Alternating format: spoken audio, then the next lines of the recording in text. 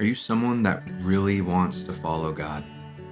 It's easy to put off our goal to grow deeper in our faith, and so we go on our phones, scroll through our social media, maybe play our games, binge our shows, and we can indulge to the point where our walk with God suffers. Have you ever reached a place where you get stuck in a rut and you fall and mess up over and over again, and sometimes for a time, we actually give up? We give in, and we just lie there in our shortcomings and failures. So what do you do when you're in such a place? The answer's simple.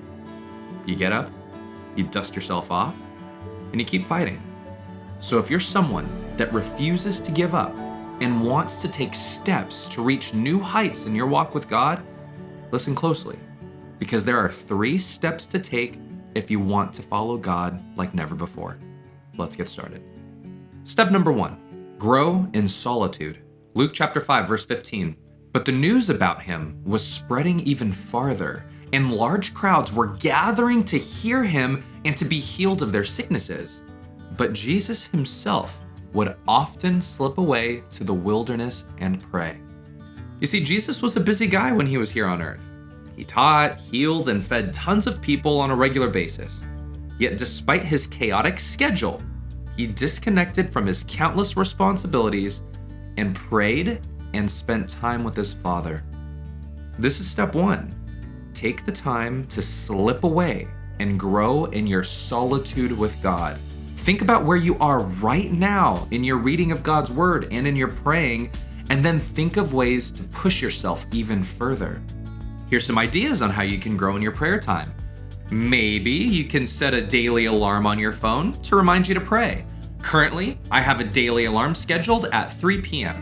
and my prayer isn't long, and I formatted it like Daniel's prayer before he went into the lion's den. During this prayer in Daniel chapter 6, verses 10 to 11, Daniel first gave thanks to God, and then he asked for help.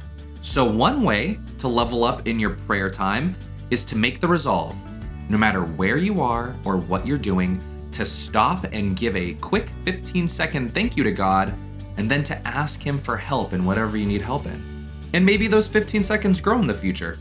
Other ways to grow in your prayer time is to do a weekly prayer walk to the park or around the block.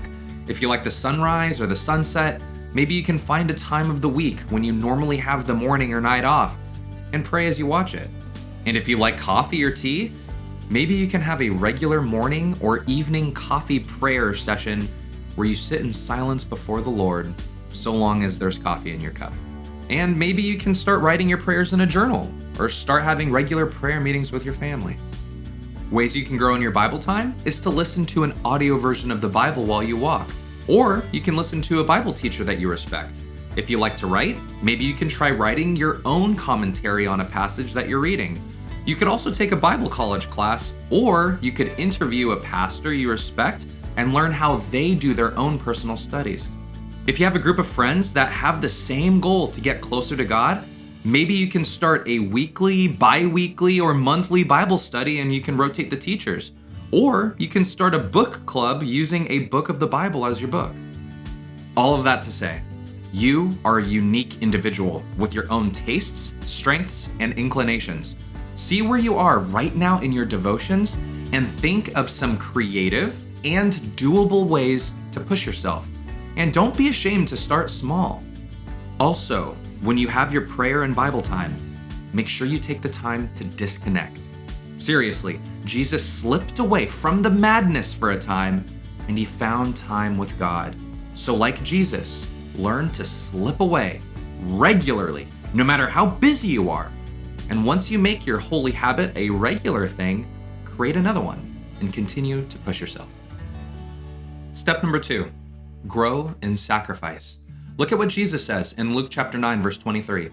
And he was saying to them all, if anyone wishes to come after me, he must deny himself and take up his cross daily and follow me. For whoever wishes to save his life will lose it, but whoever loses his life for my sake, he is the one who will save it. This next step is difficult because it should cause discomfort if you do it correctly. And the next step is to sacrifice something to God that's preventing you from moving forward or is just wasting your time. You can be extreme if you want to be, But in my experience, the bigger the sacrifice, the bigger the blessing. If you look at the second part in Hebrews chapter 12, verse 1, it says, "Let us strip off every weight that slows us down, especially the sin that so easily trips us up, and let us run with endurance the race God has set before us." The Bible teaches us believers that we must deny ourselves and take up our cross daily and to take off every weight that slows us down. Now, are we taking up a literal cross? No, it's a metaphor that shows us that we must regularly be in the process of denying our fleshly lusts, even if we want them badly. So what does it look like to sacrifice? Maybe you deactivate your Instagram or your Snapchat or TikTok for a month or 3 months or indefinitely. Maybe you limit yourself to playing video games on only 1 or 2 days a week. Or maybe it's deleting a game that has some questionable stuff on it. Or maybe you stop playing a game that's been consuming too much of your time. Maybe the sacrifice is breaking up in a relationship that you know isn't a godly one. But honestly, I can't really tell you what to give up. So I'd recommend that you pray and say, "God, what do you think that I should cut off?" One important thought to bear in mind as you decide what to sacrifice is asking yourself, does this sacrifice hurt? If it doesn't hurt, it's not a sacrifice, it's convenient. The Bible says to deny yourself and carry your cross daily. It implies extreme discomfort and difficulty. So be honest with yourself and see if there's anything you could give to God that is currently getting in the way of increased growth. And as an additional point, it is healthy to regularly ask God if there's anything you should sacrifice.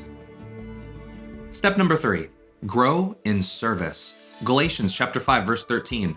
"You, my brothers and sisters, were called to be free, but do not use your freedom to indulge the flesh. Rather, serve one another humbly in love." Philippians chapter 2, verses 3 to 4. "Do nothing from selfishness or empty conceit, but with humility of mind, regard one another as more important than yourselves. Do not merely look out for your own personal interests, but also for the interests of others." One of the best ways to grow further in your walk with God is to apply His truths by regularly serving others. So, find a ministry, either at church or an organization, and volunteer your time. When you learn at a Bible study, you gain knowledge.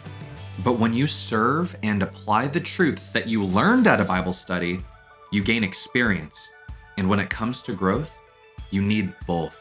If you like high school, join high school ministry. If you have a heart for the elderly, join a convalescent ministry. If you like preschoolers, you're crazy, but maybe you can join a preschool ministry. If you like to cook, ask some moms or dads with large families and see if you can cook dinner for them. And if you like to work with your hands, maybe there's some labor projects at church or a security team you can join. The main point is to add some responsibility in your life. Find out what you're passionate about regarding the church and get involved. Find a leader to learn under, a team to join, a vision you believe in, and gain experience. And don't say that you're too young to serve. Being a man or woman of God that is capable of helping others is a mentality that anyone can possess, regardless of age. So in conclusion, what are some ways that you can follow God like never before? Take these steps and grow in your solitude, in your sacrifices, and in your service. If you mess up and fall again, that's okay. Keep taking steps to grow, and remember that growth is oftentimes silent. So don't lose heart and keep going. We hope this helps, and never forget, Jesus loves you.